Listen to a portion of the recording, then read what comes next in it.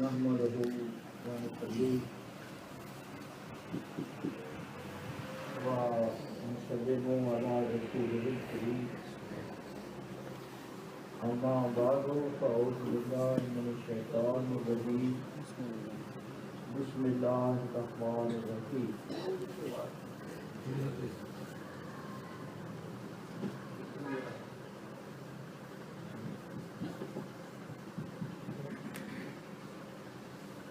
قال الله تعالى في القرآن المجيد يا أيها الناس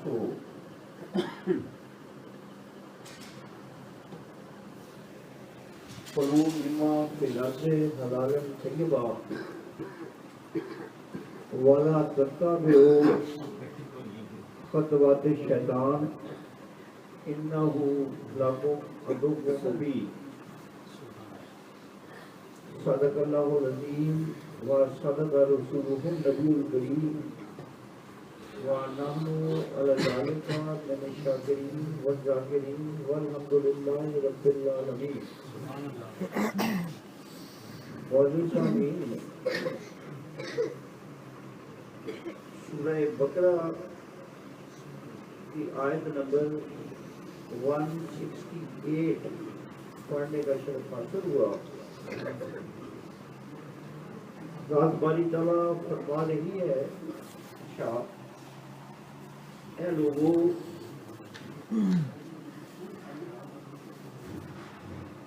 کھاؤ زمین میں جو حلال اور پاکیزہ چیزیں ہیں اور شیطان کے خطوات پر مت چلو انہ لکم عدو مبین، وہ تمہارا کھلا دشمن ہے. اے لوگوں کھاؤ زمین میں سے حلال اور پاکیزہ چیزیں اور شیطان کے نقش قدم پر مت چلو انہ لکم عدو مبین، وہ تمہارا کھلا دشمن ہے. معزز سامعین، گزشتہ 2 جمعوں سے حضرت شیخ عبد القادر جیلانی کے ملفوظات پر روشنی ڈالی جا رہی ہے کہ والدہ ماجدہ نے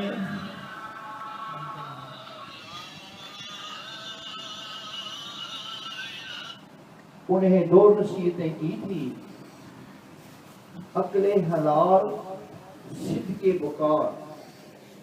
حلال چیزیں کھاؤ، ہمیشہ سچ بولو. یا ایھا الذین آمنوا اتقوا اللہ قولوا قولا سدیدا. اے ایمان والو، اللہ سے ڈرو، ہمیشہ سچی اور پکی بات کہا کرو. ادھر فرمایا کہ اے لوگوں کھاؤ زمین میں جو حلال اور پاکیزہ چیزیں ہیں اور شیطان کے نقش قدم پر مت چلو، وہ تمہارا کھلا دشمن ہے. عقل حلال اور صدق کی وقار قرآن پاک کی روشنی.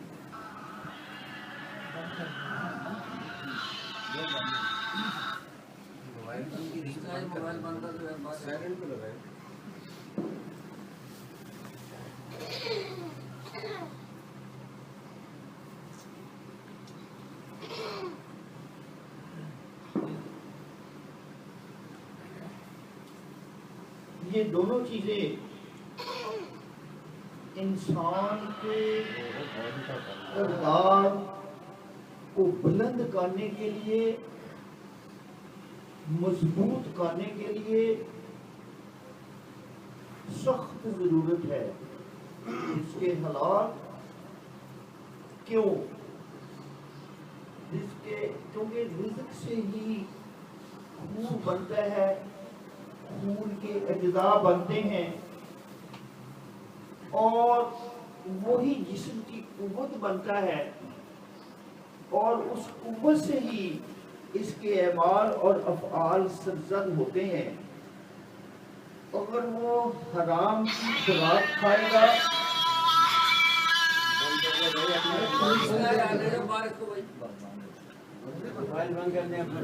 اور بھی چیک کر لیں 2 منٹ ایک تھوڑا وقت کیا جاتا ہے چیک کرو کوئی بات نہیں چیک کرو آداب ہوتے ہیں محافظت کے کہ جب کسی میٹنگ میں جاؤ کسی آفیسر سے بات کرو کسی ذکر تو رزق اگر حرام کا ہوگا جیسا کہ میں نے عرض کیا تھا حرام صرف سود ہی نہیں ہے سور کا گوشت ہی نہیں ہے حرام صرف مردار ہی نہیں ہے اور وہ چیز حرام ہے جو دوسرے کا حق چھین کر اپنے پیٹ میں ڈالا جائے اس کو حرام ہے خواہ وہ ملاوٹ ہے خواہ وہ نجائز منافع خوری ہے خواہ وہ بلیک مارکیٹنگ ہے خواہ وہ دھوکہ دہی ہے خواہ وہ ڈاکہ زنی ہے خواہ وہ چوری ہے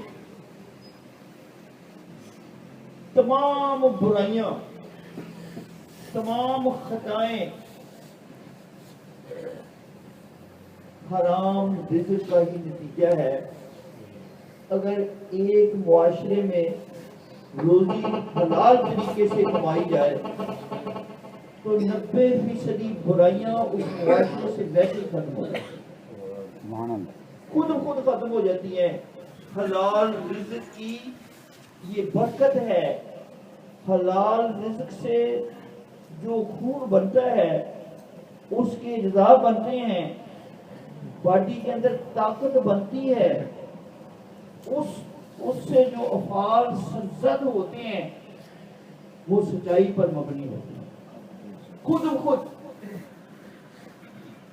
جو آدمی حلال رزق کھاتا ہے اس کو واعظ کریں تبلیغ کریں تلقین کریں وہ فوراً قبول کرتا ہے کیونکہ رزق حلال سے سچائی پیدا ہوتی ہے اور سچائی اسلام سب سے بڑی سچائی ہے حدیث نبوی سب سے بڑی سچائی ہے قرآن پاک بہت بڑی سچائی ہے اس لیے سچائی کو سچائی فوراً پکڑ لیتی ہے جن بچوں کو حلال رزق کھلایا ہو جن والدین نے جس آفیسر نے حلال رزق کمایا ہو رزق تو حلال ہوتا ہی ہے ہم اپنے طرز عمل سے اس کو حرام کرتے ہیں کاروباری حلقے جھوٹ بول کے ملاوٹ کر کے جھوٹی قسمیں کھا کے دھوکہ دہی کر کے 2 نمبر مال کو 1 نمبر مال ثابت کر کے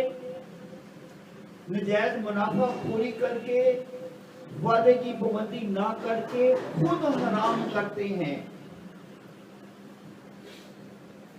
دفاتر میں لوگ اپنے رزق کو حرام کرتے ہیں رشوت لے کر آفیسر کی نجائز فلیٹری چاپلوسی کر کے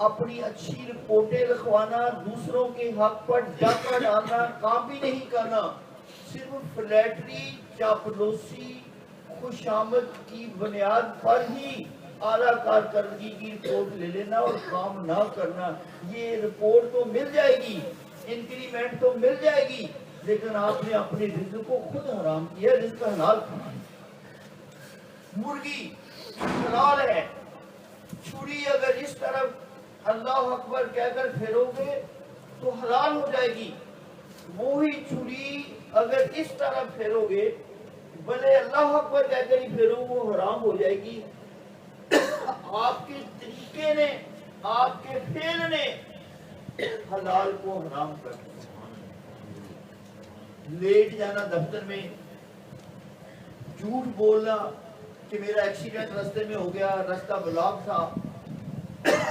میری مسز بیمار تھی بعض کیسز میں جو ایسا سچ ہوتا ہے اکثر کیسز میں جھوٹ بولتے ہیں چھٹی لینے کے لیے ٹیلی گرام کرانا میری والدہ سیریس بیمار ہے یہ سارے طریقے حلال کو حرام کرنے اور اس سے جو رزق پہلا جو خون بنتا ہے نعرہ تکبیر نعرہ رسالت نعرہ حیدری سیدنا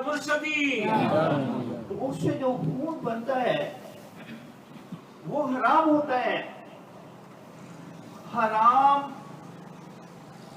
خوراک سے پلے ہوئے بچے، خاندان کبھی نیکی کو جلدی قبول نہیں کرتا. ان کو مارو پیٹو کہ نماز پڑھو وہ نہیں پڑھیں گے. ان کو کہو کہ اسٹڈی کریں وہ نہیں کریں گے. ان کو کہو کہ ادب کرو والدین کا وہ نہیں کریں گے، کیونکہ ان کے رگو ریشے میں حرام کا خون دوڑ رہا ہے. حرام شیطان کا فعل ہے اور شیطانی حرکات و سکنات کا وہ بندہ برکت مند ہے. سبحان اللہ. اگر آپ کے والدین آپ کو حلال رزق نہیں کھلا سکے تو یہ آپ کے اختیار میں نہیں تھا، لیکن آپ اپنے بچوں کو حلال رزق کھلانے کی کوشش کریں، یہ تو آپ کے اختیار میں ہے. اس کی سپورٹ میں فیو ایگزامپلس. پہلی ایگزامپل حضرت امام ابو حنیفہ جن کا اصلی نام تھا نعمان بن ثابت بن زبی بن ماہ. حضرت نعمان حضرت امام ابو حنیفہ تاجر تھے، بہت بڑے تاجر تھے، بزازی کا کام کرتے تھے، کپڑے کا. آپ نے اپنے منشی کو کہا کہ یہ کپڑا سارا مارکیٹ میں بیچ جاؤ، اور یہ فلاں تھان جو ہے یہ اندر سے خراب ہے، سودا کرنے سے پہلے خریدار کو یہ تھان ضرور دکھا دیں ورنہ یہ بھی ڈس انڈرسٹی ہو. پوچھ گیا اور مارکیٹ بڑی گرم تھی، بہت ہائی ریٹس پر وہ سارا سٹاک نکل گیا، لیکن وہ تھان جو پھٹا ہوا تھا درمیان سے وہ منشی نہیں بتا سکا، خریدار کو بھول گیا. جب واپس آئے تو حضرت امام ابو حنیفہ نے فرمایا ہاں بھائی کیسے آ رہا ٹرانزیکشن؟ فرمایا سر آج مارکیٹ بڑی اچھی تھی، بڑا ہی منافع ہوا. فرمایا وہ جو میں نے کپڑا آپ کو کہا تھا تھان دکھلا دو وہ دکھلایا؟ کہتا ساری سر میں وہ بھول گیا. آپ نے فرمایا یہ جتنا بھی سٹاک فروخت کر کے آپ کو آمدنی ہوئی ہے یہ ساری شام سے پہلے مدینہ کے غریبوں میں تقسیم کر دینا، کہیں ہم پر اللہ کا عذاب نازل نہ ہو. رزق حلال. نمبر 2 ایگزامپل جمن خان اورنگزیب عالمگیر کا استاد تھا.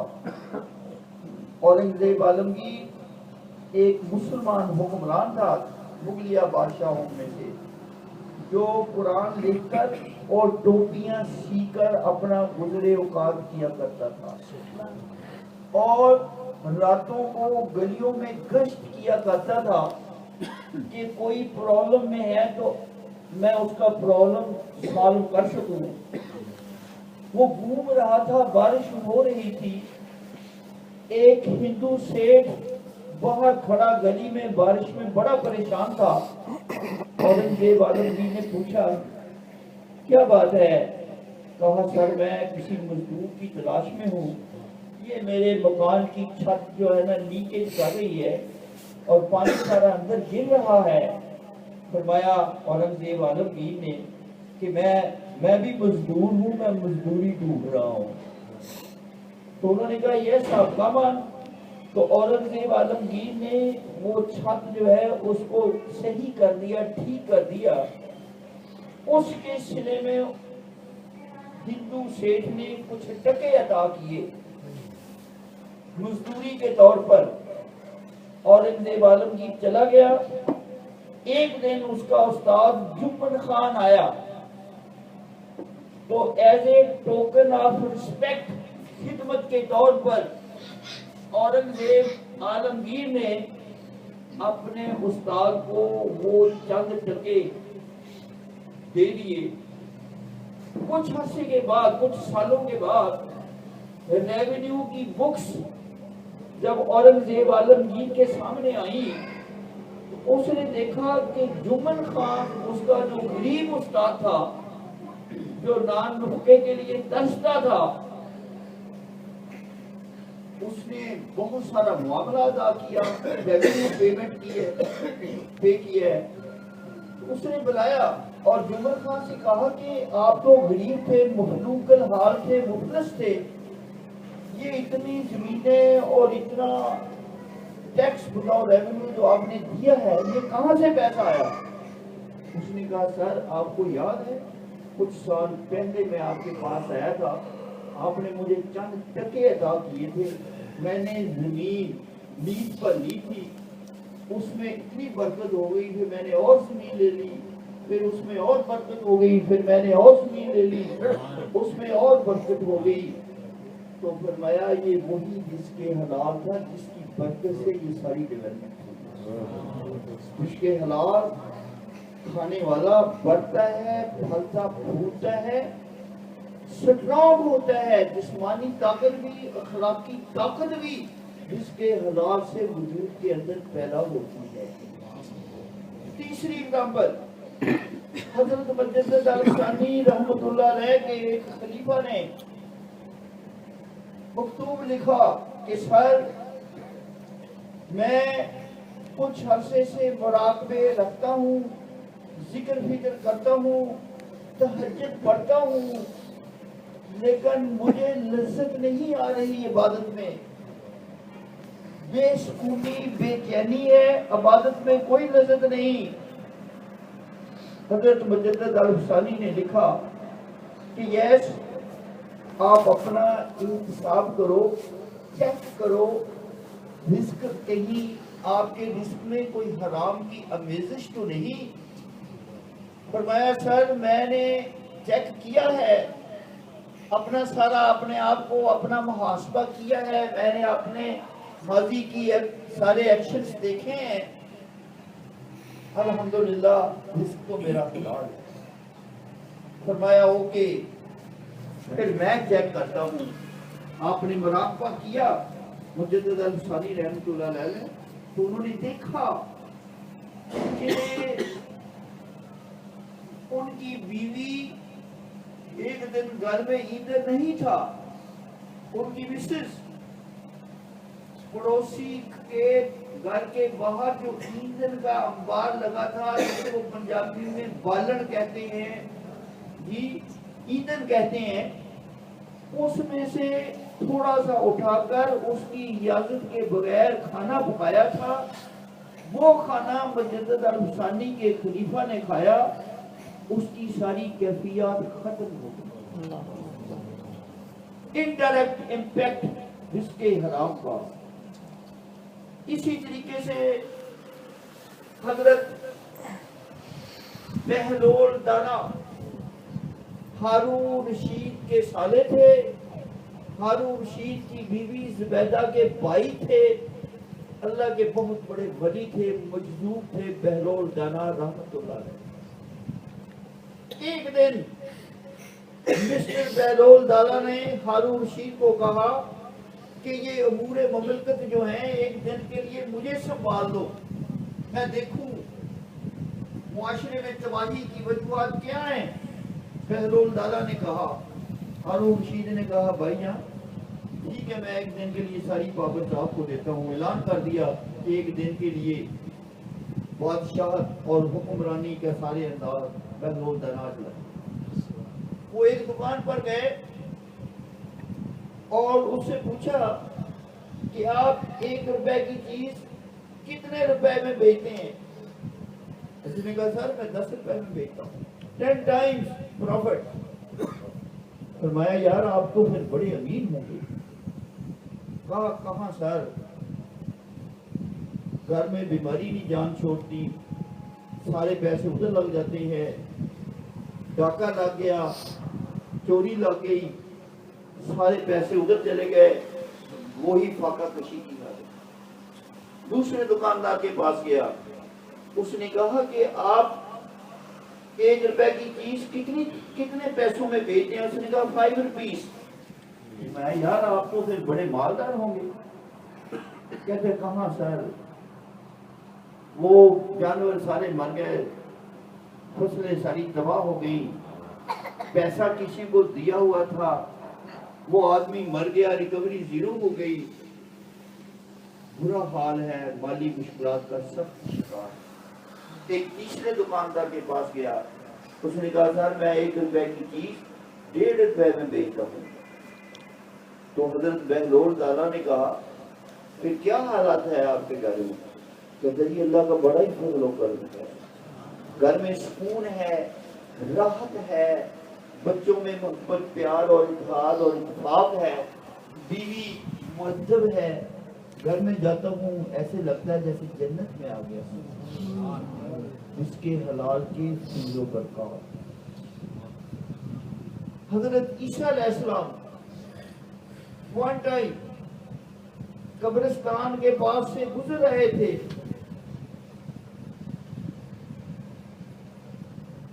آپ نے دیکھا کہ ایک مردے کو عذاب ہو رہا ہے، آپ مسیحا تھے، آپ کے حکم سے مردہ زندہ ہو جاتا تھا، آپ نے اس مردے کو زندہ کیا اللہ کے حکم سے، اور اس کو پوچھا کہ تجھے عذاب کس چیز کا ہو رہا ہے؟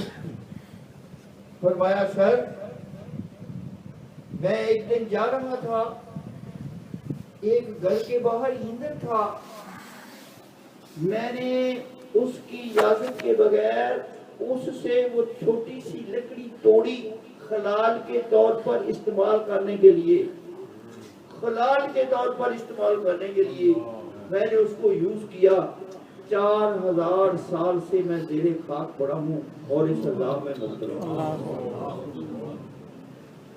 اس کی حرام پیغمبر رحمت صلی اللہ علیہ وسلم نے فرمایا جس نے ایک لقمہ، میں 2 لقموں کی بات نہیں کر رہا، جس نے ایک لقمہ حرام کا کھایا 40 دن تک اس کی عبادت قبول نہیں ہوتی، 40 دن تک 30 روزے ہیں، اس میں آپ نے ساری تراویحیں پڑھی، شب بیداری کی، تہجد پڑھی، دن کو روزہ رکھا، تلاوت قرآن پاک کی، لیکن ساری عبادت زیرو ہو گئی صرف ایک لقمہ کھانے سے۔ اتنے بد اثرات مرتب ہوتے ہیں، یہ میں نہیں کہہ رہا، آپ نہیں کہہ رہے، یہ رسالت معاف فرما رہے ہیں۔ جس نے ایک لقمہ کھایا اس کی 40 دن کی، آپ تو زاہدو، حاجیو، نمازیو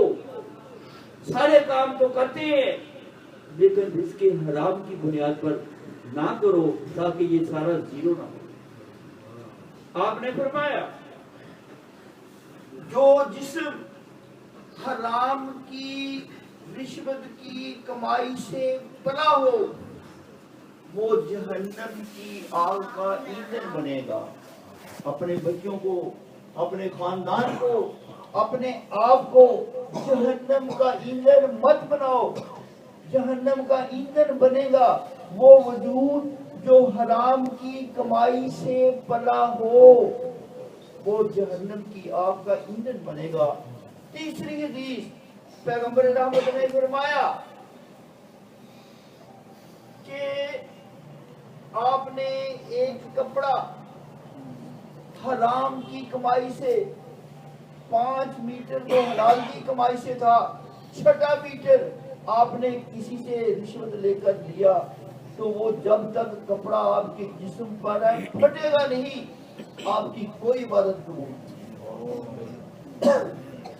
تو اس لیے عبادتوں میں جو لذت نہیں رہی، دل جمتا نہیں ہے عبادتوں میں، اس کے ساتھ ساتھ اس چیز کا سیلف اکاؤنٹیبلٹی، خود احتسابی کے پروسیس میں سے خود اپنا آڈٹ کرتے رہو، آپ کا آڈٹ کوئی دوسرا نہیں کرے گا۔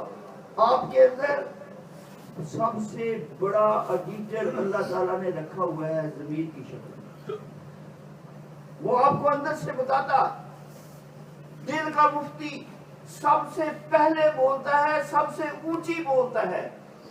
ہو سکتا ہے باہر کا مفتی آپ کا لحاظ رکھے کہ یہ گورنر ہے، اس کے منہ پر میں نے اگر سچی بات کہی تو یہ مائنڈ کر لے گا، لیکن دل کا مفتی دل کا مفتی ڈرتا نہیں ہے، سب سے پہلے بتاتا ہے کہ تو غلط ہے، چاہے وہ پرائم منسٹر ہے، چاہے وہ وزیر اعظم ہے، چاہے وہ منسٹر ہے، چاہے وہ چیئرمین ہے، چاہے وہ کسی کمپنی کا ایگزیکٹو ڈائریکٹر ہے، سب سے اونچی بولتا ہے، سب سے پہلے بولتا ہے زمین کا مفتی۔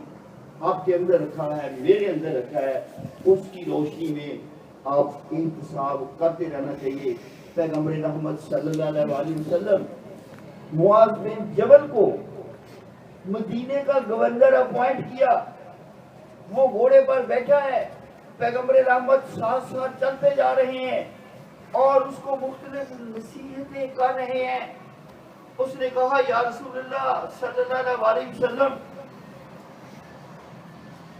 کسی مسئلے کا اگر مجھے پتہ نہ ہو تو میں کہاں دیکھوں؟ فرمایا آپ قرآن میں تلاش کرو، حل مل جائے گا۔ کہا یا رسول اللہ اگر قرآن سے حل نہ ملے، فرمایا میری احادیث اور میری سنت کو اسٹڈی کرو، اس میں مل جائے گا۔ کہا یا رسول اللہ اگر وہاں سے بھی نہ ملے، فرمایا پھر آپ اپنے دل سے پوچھو، حدیث نفس اس کو کہتے ہیں، حدیث نفس، اپنے دل سے پوچھو، اپنے ضمیر سے پوچھو، جو دل اور ضمیر کہے وہ ہوگا، کیونکہ ضمیر جھوٹ نہیں بولتا۔ اگر زندہ ہے، اگر بد اعمالیوں سے دل مردہ ہو گیا ہے، بد اعمالیوں سے ضمیر مردہ ہو گیا ہے، ختم اللہ علی قلوبہم، دلوں پر مہر لگ چکی ہے، تو پھر کوئی چارہ نہیں، اس سے پہلے ضمیر سب سے اونچی بولتا ہے، سب سے پہلے بولتا ہے اور سچ بولتا ہے، نہ آپ کے مرتبے کا لحاظ رکھتا ہے، نہ آپ کی کاسٹ کا، نہ آپ کے کسی چیز کا خیال نہیں رکھتا۔ ضمیر شیشہ سچ بولتا ہے۔ آپ کے چہرے پر داغ دھبے ہوں، میل ہوں، وہ سب سے پہلے پوائنٹ آؤٹ کرتا ہے کہ آپ کے چہرے پر میل ہے، چاہے آپ گورنر ہے، چاہے آپ چپراسی ہیں، چاہے آپ بھاری ہیں، چاہے آپ انڈسٹریلسٹ ہے، تو دل کا آئینہ سب سے پہلے آپ کو بتا دیتا ہے کہ آپ کے اندر یہ خامی ہے۔ اس لیے اپنے ضمیر کی روشنی میں اپنا آڈٹ کرتے رہو۔ فالٹ ویئر لائز، جو آپ کے کریکٹر میں جھول ہے، خلوت اور جلوت میں آپ غلط کام کرتے ہیں یا ہو جاتے ہیں، ان کا احتساب کرتے ہوئے ان کو کریکٹ کرو تاکہ اللہ کی بارگاہ میں سود ہو سکو۔ وما لنا